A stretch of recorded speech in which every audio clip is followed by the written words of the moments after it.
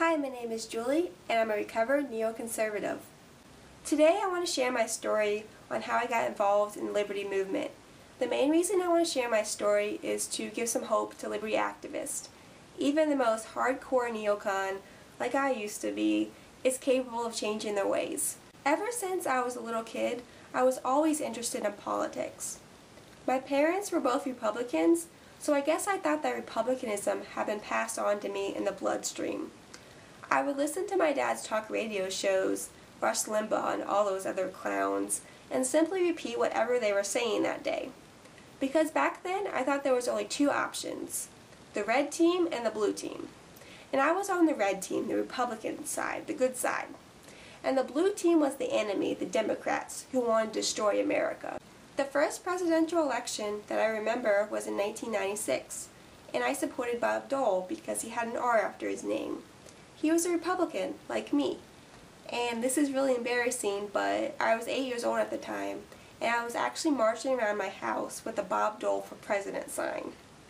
And I'm sure I didn't know any of his policies, but he had to be better than that sissy Democrat Clinton, right? When Bob Dole lost the election that year, I thought it was the end of the world. To me, Bill Clinton was a communist, and being a communist was the worst thing to be. I knew about communism because my grandparents had escaped communism in Eastern Europe to come to America, the land of the free. But looking back, there was hardly any policy differences between Bill Clinton and Bob Dole. They both want to expand the size and scope of governments. I was fooled by the left-right paradigm. Fast forward to the year 2000. George W. Bush becomes president. Finally, a Republican president. Things are going to change, right? I was 12 years old on September 11, 2001. Like probably all of you, I remember exactly where I was when I heard the news.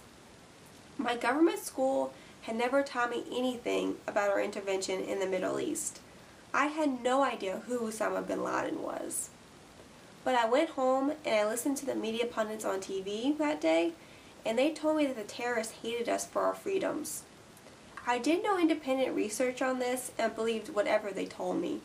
Over the next couple of years, I completely supported George W. Bush in all the new wars he started.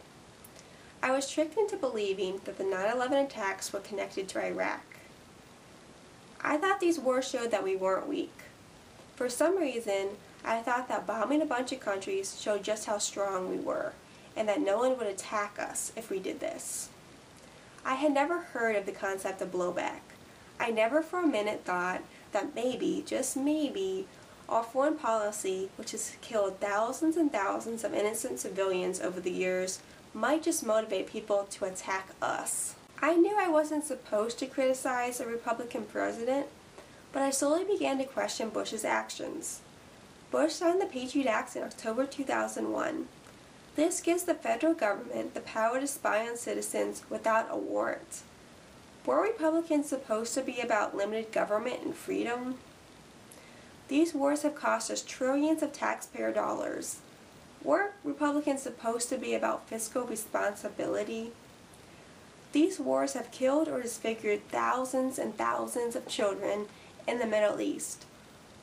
Were Republicans supposed to be pro-life? Isn't torture immoral? Doesn't Christianity, the religion that many Republicans claim to be, teach peace and not war? I became a libertarian at the age of 15. I found out that my grandfather was this funny-sounding L word and not a Republican after all. I took the world's smallest political test online and found out I was a libertarian too. I spent hours and hours online researching libertarianism and loved everything I read. These were the people who truly believed in limited government and freedom. At this point, I became completely disillusioned with politics and wanted nothing to do with politics. That all changed in early 2007 when I was 18 years old. I was actually in an anti-Patriot Act Facebook group when I saw somebody wrote, "Google Ron Paul," so I did. My life was forever changed that day.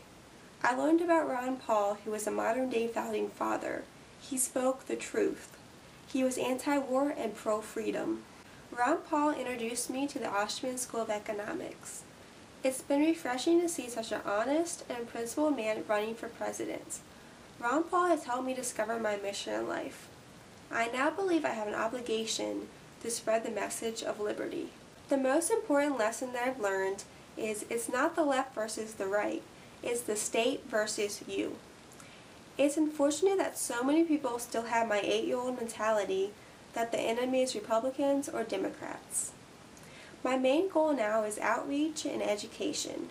I understand that everyone is capable of changing their views, so it's important for us to be polite and patient. If you love peace and freedom, I hope that you will join the Ron Paul Revolution.